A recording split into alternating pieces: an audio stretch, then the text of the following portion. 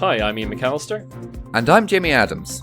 And today on Brainwaves, we are joined by Mike Barnes of Who Dares Rolls. Mike, welcome to the show. Hello. How are you doing, sir? It's been a while since we saw you last on the Diced special we had last year. I'm going to say it's been a long time. Yeah, I'm still ticking, it's still board gaming, and the world's still turning, so it's all good, really, isn't it? Just about turning. Well, still going round and round. Maybe anti-clockwise, but it's happening. Yeah. Oh, I have a new baby, and then... Oh, congratulations. Yes, new baby is in the world, so my life has pretty much been involved in changing nappies and dealing with that stuff. Just what I needed at my time of life. Ah, absolutely. You got to have some excitement. Exactly. All the time.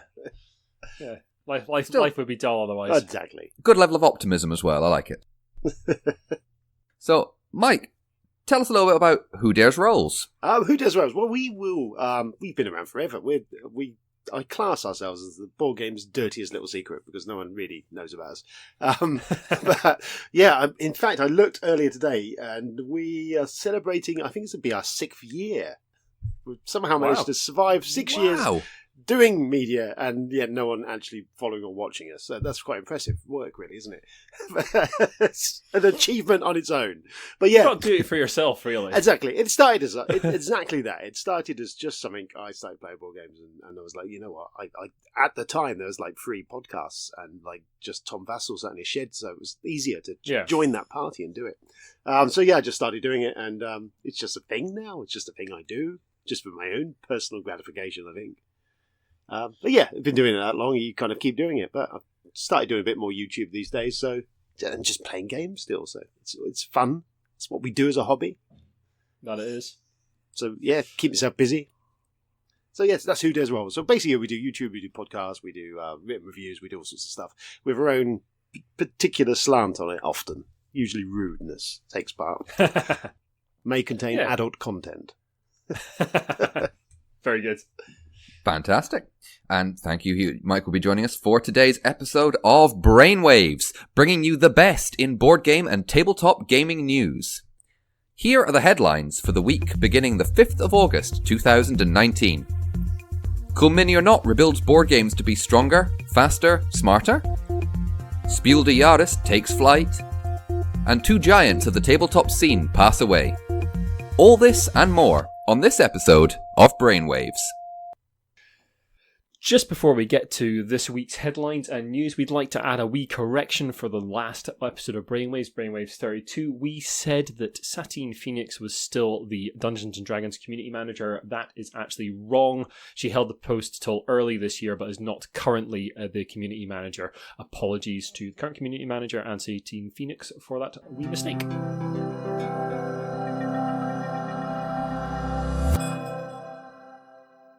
We're starting with a bit of sad news this week as 2 giants of the tabletop scene have died. Richard H. Berg and Mike Brunton. Richard Berg is a game designer, actor, composer, director, writer, rock singer, attorney, communications consultant, and apparently also worked for the IRS for a small while. He's known by some as the Pope of wargaming, and is designer or co-designer of over 140 published games and expansions, according to Board Game Geek. He also designed the famous, or perhaps infamous, depending on how you look at it, campaign for North Africa, which has a 10-foot board and a playtime as listed as 1,500 hours, with a full complement of 10 players. That's 5 per side, and a bunch of strangely detailed rules, Italian units requiring extra water supplies due to eating pasta, apparently. That kind of thing. Just a very detailed designer. War games were completely his thing, and his final game called Big Apple is due to release in 2020 about city building in New York City. And Mike Brunton also has passed away recently. He was renowned in gaming circles for his work with Games Workshop, specifically the Warhammer Fantasy Roleplay First Edition. He started at TSR UK with Imagine magazine, moved on to D&D supplements, and then on to DW in 1986. He edited White Dwarf and wrote for several supplements and modules, including the renowned Empire in Flames and Realm of Chaos. I've tried to run Empire in Flames a couple of times and always got caught up about halfway through. But yeah, he was recently working on the director's cut of Enemy Within that's coming out for Wufrup 4th edition and Cubicle 7. And they put out a statement also saying how sad they were to hear of his passing and the shock to the team. Everyone at Brainwaves passed on their condolences to Mike and Richard's family and friends at this sad time. Here's a little nugget of news to get you interested. CMON, or CMON, well, they're CMON now, aren't they? They've changed their name, apparently. I did have read they? on Twitter that people were saying that it's not meant to be CMON, it's meant to be Come On. Yeah. But whatever. Whatever, Cool many or anyway. not. CMON, I'm going to say that. Launches a smart board tech. The Teburu? Someone would pronounce this properly. Teburu, maybe? Teburu? Joint venture between CMON and Explored, a games console that integrates physically and virtual worlds. And apparently Japanese for table is Teburu. Teburu. Let's call the whole thing off. Oh my god. Hey. So yes, it's a wireless. It sits on your table. It's like a wireless thing, and you play. I think Zombicide's the first announced game they've done for this, Yes. and it essentially has all the rules and integrated, all kind of built into this bit of software. And even the dice have got tech in them, like smart dice. Yeah, And, yeah. One thing that overridden me on this is it's going to stop people cheating. Because you put your figure down and it kind of says, oh yeah, you've done that, you've done this, and it does all the rules, all the almost GM and all the rulebook sort of maintenance beneath the scene, all for you. So you're essentially just moving bits of plastic around on the virtual board, kind of is how this is doing it. Yeah, basically, there's a little bit of a video on CMON's site right now about this, and effectively, like the plastic minis don't have anything in them, but there'll be little colored circles you get in a lot of board games will be in that box, and they'll have RFID chips at the bottom, and that's how the game will communicate with the pieces. Now, the point about cheating is kind of interesting, because I was chatting to some people on Twitter about this, and one thing that someone pointed out was, will it have room to basically be kind? You know, when like you're playing through that first like game. When you're playing through that first game, or someone wants to take back a turn, something like that. I hope that's being considered, because that's quite a common thing that people do when they're teaching a game. It's all right. You don't have to. Don't worry about your decision. Just make one and see what happens, and then you can take it back, or that kind of thing. It brings us many questions around it. Many questions. There's many questions around it. I mean, obviously they've not released it. I don't believe they've released a price for this item yet. It's going to Kickstarter. I believe, not yet. Not yet. Sometime next year. I think next year is when it was quoted as being. Yeah. Anyone have any opinions on this? I'm sure there may be something out there. Strong opinions. I'm sure there are plenty of opinions. I'm sure the Twitterverse, at the very least, has exploded. There's been that usual sort of like kickback of tech being introduced into board games. Now, I've got no particular problem with things like companion apps and things like that. I think they're really cool, and I've played with some. I played with something in my Gloomhaven campaign that's just a third party, and I played games with the apps integrated, like the XCOM board game. Mm-hmm. They're really good, and I think they're really interesting. Having like an actual platform, like a physical platform, but essentially a games console that you have to play certain games, that's a new step, and I do wonder how people are going to react to it. And like you say, the price point is going to be a killer.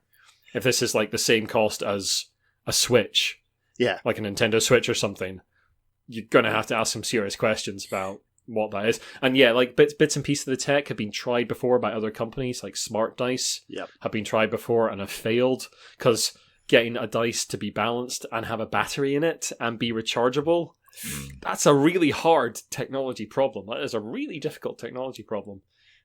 Whether they're up to it or not, I don't know. Like, I think another potential worry that might be is rapidity of games on release. So the first game that's going to be released is Zombicide Evolution Las Vegas. So it's Zombicide. People know what to do. They know how to play. It's a game that people know. Fine, more games are going to come out. Of course they will. They want to make this a viable console. How quickly are they going to be able to do this? And I think I think that's where it's going to live or die. It's fine to get one. It's fine to get one to get everyone in. Yeah, basically, you're talking like what's the software lineup for it? Effectively, basically, like I hate to use the word. I really hate using the word. But what is the roadmap for releases? It's a good word. It's a fair point. It's a fair thing to talk about. By the time this podcast goes out, there will be actual opinions about it, because this podcast is going out just after Gen Con, and CMON are showing it off there. But I mean, I am extremely skeptical. I've watched Kickstarter right from its early days, and some of the really big failures have been technology Kickstarters. Because making one of a thing is really easy. Making 10,000 of that thing in China is a completely different problem. And CMON have got experience, obviously, in the board gaming arena, but not in tech, as far as I'm aware. Really, no. No. I'd be interested to see, because I mean, I came from the video game sector. I did work for Nintendo for many years, and the key focus on always that was they used to sell the consoles at a loss, because once you had one of those boxes under someone's TV in their house, you were guaranteed that they were going to buy your software, and that's where you make your money. Yeah. So I'm wondering how the business model weighs up on this, whether they are going to take a hit on this to get it out as a widespread, or, I mean, I don't know. No. I mean, yeah, the industry, the board game sector, the hobby sector is very split on that anyway. I know there's a lot of people very, very sort of furiously against it.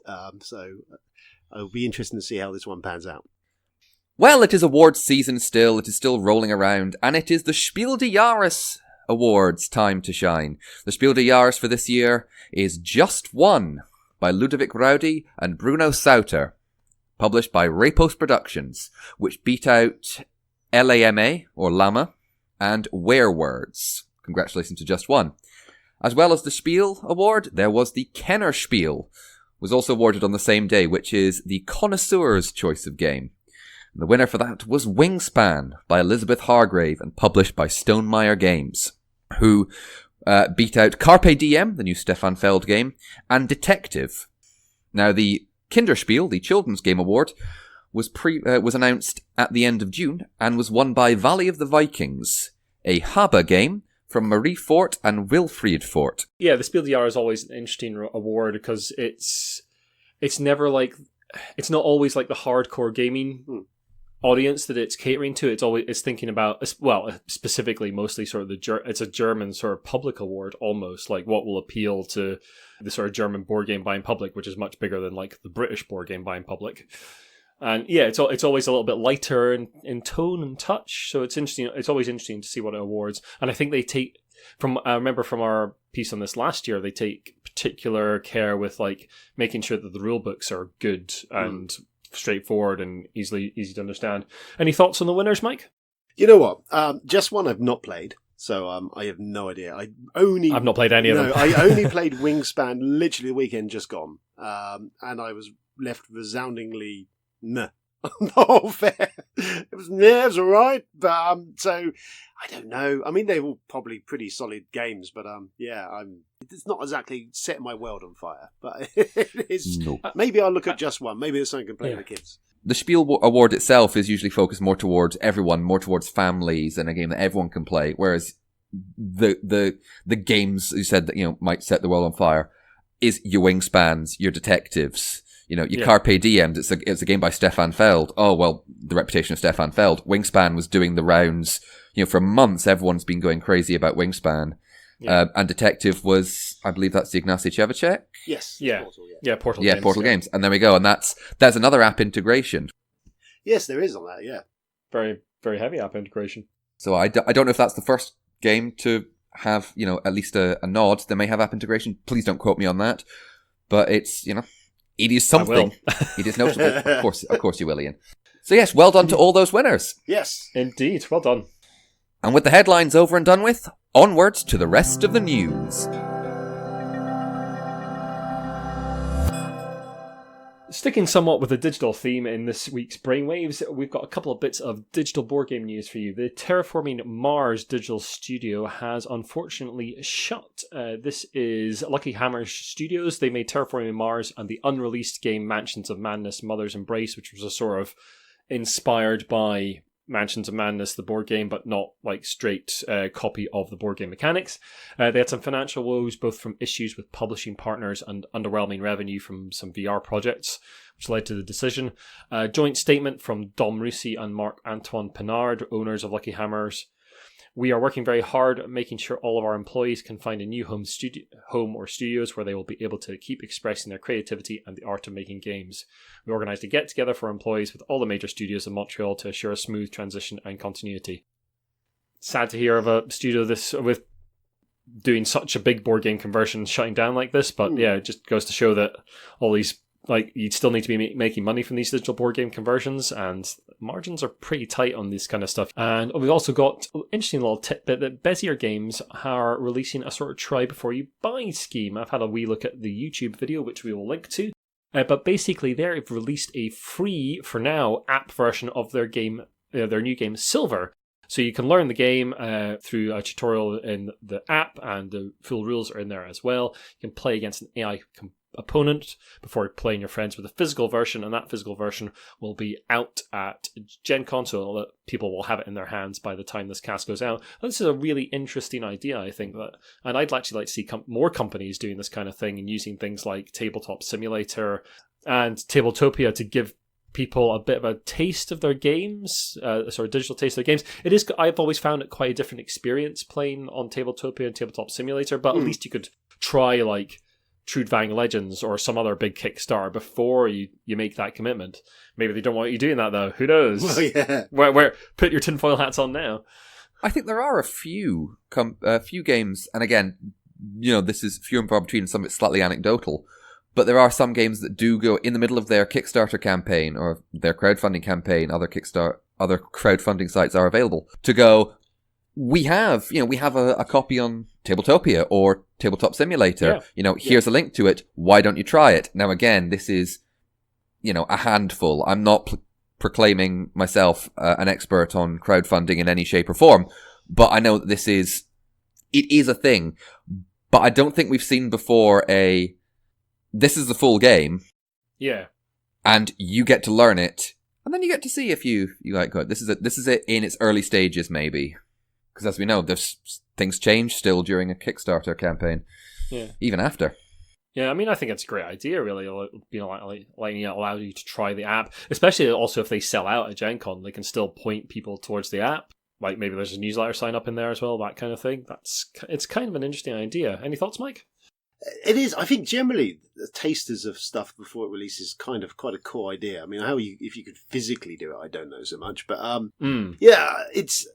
I mean, again, you've still got to run into the problems of the app police. But I mean, I think it's a good idea. It gives anything that gives someone access to it potentially has got a chance for a wider appeal. Yeah, great. I mean, if you're playing it on the bus and someone, what have you got there? Oh, I'm playing this, and especially as it's free, they can download it, and anything that will get someone else who maybe doesn't play board games. Playing board games is a good thing. Yeah, and everyone needs to stand out now. There's so many releases. We're going to talk about a little bit later. There's going to be thousands of releases coming out over Gen Con and Essen. So, yeah, it's an interesting way to stand out. I've been keeping an eye on an interesting looking Kickstarter that is funding right now for a documentary about the inmates of American prisons playing Dungeons and Dragons and the dangers of doing so. It's a let's play that's going to be told from the perspective of inmates who have waged legal battles for the right to engage in gaming rehabilitation inside prisons. For the most part, RPGs are banned in US prisons. Some wardens claim games are demonic and foster fantasies of escape, and if you're interested in that kind of thing, you should read up on the Mothers Against Dungeons and Dragons and the 1980s Satanic Panic and all that jazz, because that's fascinating stuff. But incarcerated players still band together to battle monsters, overcome obstacles in virtual worlds, and importantly, RPG tables can bridge racial divides inside prison. Inmates often say that these games are rehabilitative and helping them prepare for life on the outside.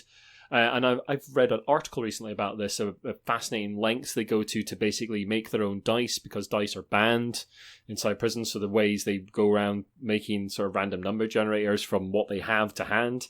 Fascinating stuff. We'll link to the Kickstarter and that article if I can find it again in the show notes. So this is created by Elizabeth DeClear, who has over 10 years experience in true crime media. The campaign ends on the 14th of August and is asking for $60,000. And yeah, I might actually pledge this one myself, because it's a fascinating thing, really. I've loved to hear about sort of gaming being used in rehabilitative ways. What do we think, gents? The thing what really stood out from that, apart from it does sound very fascinating, is they banned dice. What? Yeah. Is it for gambling? They banned dice for gambling. I've heard not only dice, but they also either dice or even use spinners. That they kind of home make and kind of and hide. But also, like the article I read had people carving dice out of soap and all sorts, doing like pretty innovative stuff, like considering how little they have access to. And yeah, like Jamie says, spinners and all sorts of things to make the random dungeon generators. And yeah, I'll have to find the article again, because I think it might actually be the same woman by the looks of some of the graphics on the Kickstarter. I believe it is. And Jamie, you've been very excited about a thing. I'm excited but also tinged with a hint of trepidation, but maybe that's just me. There was an announcement recently from Games Workshop and Big Light Productions, which is a company behind such TV programs as The Man in the High Castle, and Medici and Ransom, just some of the shows that they do. But there's an announcement that Games Workshop and Big Light Productions are now joining forces, or they're working together to create a TV show based on one of the Warhammer 40,000's most famous individuals, and that is Gregor Eisenhorn, who is a member of the Inquisition in the Warhammer 40,000 universe. Now, Big Light Productions creative director Emily Feller is serving as executive producer on the project, alongside Frank Spotnitz, who is also exec producer, and he will be acting as showrunner on the project as well. Frank Spotnitz's credits, some of them include The X-Files and The Man in the High Castle, so there is a very, he's bringing a lot of good experience, and it's with a very good record of the kind of things that is Warhammer stock and trade, pretty much. Crypto pseudo-fascism, I say pseudo-fascism, and really weird things that are unexplained.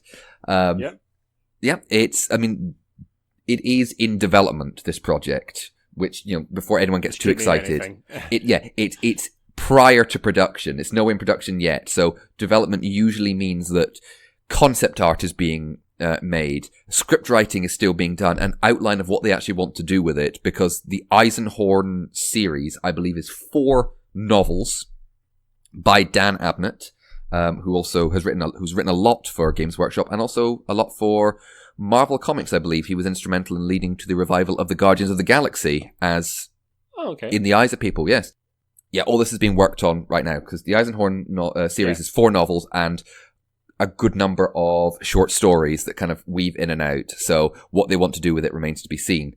Now, as Ian said, I'm quite interested in this. I'm quite excited. I think Eisenhorn is a very well-written character in a very well-written series. It promotes the Warhammer 40,000 universe. It's not the unending slog of horror, war, death, and misery that most people think of when they think of Warhammer. It's slightly lighter, more civilian and more, detective epic side to it. And a kind of easier way into that world itself. Yeah, allow them to show off the world a little bit and explain a bit about it. Seems like a good move to me. I mean, there's so much coming to streaming these days through so many different channels, and a lot of companies are looking for new things, new blood to write about, new shows to make. So yeah, it seems like a smart move from GW to me. Like, get that out there, get some more people interested in your property, convert some of those into some gamers. Job's a good one. Yeah, no, it's. I mean, I grew up and read 40k as in my younger years, a lot of 40k. it is quite an extreme world, but yeah, I mean, I've not read any of the Eisenhorn stuff. Maybe they're gonna have to call it something different. It sounds a little bit like a Scandinavian detective show. Is the problem? It does a little bit, doesn't it? But, maybe that's how you get a whole new series of new wave listeners. They're like, or listeners, viewers. They're like, oh, the Scandinavian noir. Wait a minute, this isn't Scandinavia. This. Yeah, I mean, Game of Thrones kind of changed the whole TV world, really, with how big that was. And there is that vacuum to fill of some epic, big TV show. But my only concern is in development. I mean, this thing is not going to be cheap. No, it is definitely not. Significant world building going on. But yeah, though this alone, I mean, it's interesting. We've got Witcher coming from Netflix. Yep. I'm cautiously optimistic. The Expanse, if you've not watched that, it's fantastic. Oh yeah. Yeah, it is good. So yeah, I'm yeah. I mean, if they do this and do this right, it could be something a bit special. But But another thing is, if this does get, produced, if it does come out, and if it's a success, are we going to see more Warhammer 40,000, or even Warhammer Fantasy, or even Warhammer Age of Sigmar products come out? Products, TV shows. Are we going to see perhaps Gaunt Ghosts, another D&amp penned epic? But is it just sharp in space?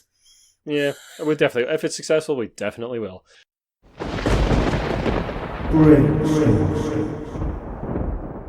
With Gen Con and Essen just around the corner, and thousands of releases, literally thousands of releases about to hit the release schedule, and a bunch of chatter on Twitter recently, we're asking ourselves, we're asking each other, can there be such a thing as too many games. What do you think, gents?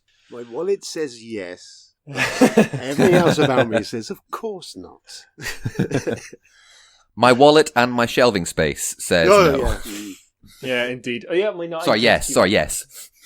I tend to keep quite a small collection, but one of the things that prompted me to ask this question is I've been chatting with some people on Twitter about sort of a bit of anxiety amongst a lot of sort of the reviewing community and sort of some people in general about there being like too many games out there, not enough, like it's harder to find the good games amongst the deluge of so many releases. I mean, Essen will have somewhere in the region of 1,000+ releases as it did last year. How do you find sort of the gems amongst that? And you can't really stop people making the game they want to make, whether that's a good game or a great game or a bad game. That's very subjective. And my personal opinion is I don't think there are. I think there's still a growth in the hobby, like quite a strong growth going on at the moment. There is a lot of games coming out, but one of the upshots of that is that you get to see more interesting sort of themes coming out of that as well, like things like Wingspan, more like in the RPG world, things like Starcrossed, that sort of stuff. People producing more interesting games as you see more and more games coming out. But other opinions are available, certainly. I mean, I think the one thing we're missing, there's lots and lots of games coming out, is just maybe a bit more originality. We do have the danger tipping point of just recycling the same old stuff. Something's popular, so it kind of gets recycled. I mean, Hollywood does the same thing. But yeah. I mean, see Zombicide Evolved that we mentioned earlier in the cast, for instance. Exactly, yeah. Legacy games. Legacy games is one kind of trend. And again, maybe that's a bit disparaging. And, some of them are a bit different, some of them are good. But a lot of games now are like, right, we're bringing out, a legacy version of this. And, okay, all your things will have meaningful choices. Let's see if it does. This, and roll and writes is another one. Okay, yeah. This past year has seen roll and writes more than I can count. And you're aware that there was a game released by, I think it was Queen Games, called Copenhagen. Yes. It's a wonderful kind of looks very beautiful game. Copenhagen has been out probably for less than a year, and Copenhagen Roll and Write is on Kickstarter already. And I'm going, fantastic, you've got that. You've got your finger on the pulse. Do you want to wait for a little bit before your game to cool? Before you go, right, here's its little brother. It's a good point. I think games need time to breathe. It's like a fine wine. It needs to mature. And I think far too often, as I say, it's the danger of turning into a disposable hobby that stuff just doesn't get the time to find its legs. You get it, it's played, it's the hotness. Oh, the new hotness. It's gone. So I certainly myself in the last few years stepped right back from that sort of wild feeding frenzy that can happen. I kind of wait for the stuff to rise to the top of the pile, and you can kind of cherry pick at that point. Yeah, I mean, that's a good thought there, to sort of wait sort of 6 months to a year down the line. Those games are mostly still available, and by that time, the sort of critical reception will be there. People will be chatting about it, and you can actually sort of form an opinion as to whether that game is for you or not. That's certainly what I tend to do. Like, I eventually bought Gloomhaven, for instance, but I didn't buy it I didn't like Kickstarter it at all. I just waited for it to be available at retail, and it took me about a year to decide to buy that, because it's quite a bit of investment. It's an outlay. But yeah, it's an outlay. But it's a good game. So yeah, it took me about a year to decide to buy it, because the outlay, making sure I had people to play it with, all that kind of thing. And yeah, one of the good things about there being so many games out there is that there is very likely a game for you. If you're only going to have 2 or 3 games in your collection, or even one, it's very likely you will find a game for you. It's finding that game that is getting more difficult, much like Steam, for instance, where there are lots of good indie games on there. Discoverability, that's hard. That's really, really hard. And I suppose it's down to reviewers like ourselves to sort of shout about the small stuff as best we can. Yeah, I do think we need to be cautious as like sort of critics and reviewers and people with like some voice in the industry of like being like, oh my god, there's too many games. It feels a little kind of, I don't know, a bit disingenuous, and it's not something we can really control either. People are going to produce games to try and make money as companies, because that's just how it's going to happen. It's not. I think it's trying to not come at it from the place of there are too many games and there should be less games. He goes, right, there are a lot of games being released. What does this tell us, and what do we think might be ways for the industry to to maybe improve the overall quality of the games. Now, does that mean making less games? Possibly. Does it mean just, allowing more time for ideas to percolate, allow more testing? Again, possibly, but profits are a thing. And actually, as you said, trying, like we've been saying earlier, trying before you buy. Tabletopia and Tabletop Simulator are a great example of games where you go on to, for example, Tabletop Simulator, and there is a huge database of games that some have just been released, some are really, really old, and you can download them, copies of them for it, and you can try them out. If you can find an online copy of the manual, try it out, see if it is for you.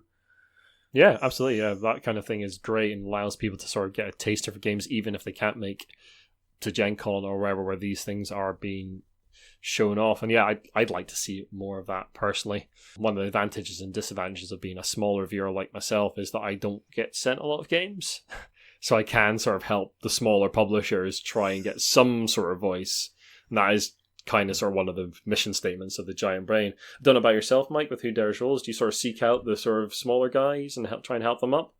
I have always been, when we first started, I always kind of was quite supportive of the UK design, specifically, because the American designers of the big publishers, the big guys, kind of get all the shout. Dice Tower will shout all day long, and there's no point in me competing against that. No, you ain't going to beat it. So yeah, I've always had a soft spot for supporting homegrown talent, even UK and Europe, any small little designers who are producing, especially something that's innovative and new, something that I've not seen before, then I love finding that. There's that sense of discovery and finding something that you've not encountered before, or mechanism or game design. You go, wow, this is amazing. And then it gives you a bit of passion, something you can shout about. So yeah, I'm all for that. I wrote a little article recently about sort of the fear of missing out and how that sort of drives a lot of the industry. I think it's just keep in mind when you are going around something like Gen Con or Essen, like, there's a lot. The big publishers, they're going to be there regardless. You'll be able to get their games later on. You absolutely will. It's the smaller guys that need your help. So stop by the smaller stalls. See all those little small stalls sort of gathered together in one place, which tends to be what happens at a con like this. Give a couple of them a shot. See if they've got interesting things that you would like. Give them your support. Even just shout about them a little bit on social media or wherever. You don't need to actually give them money, but just give them a little bit of support. Can go an awful long way.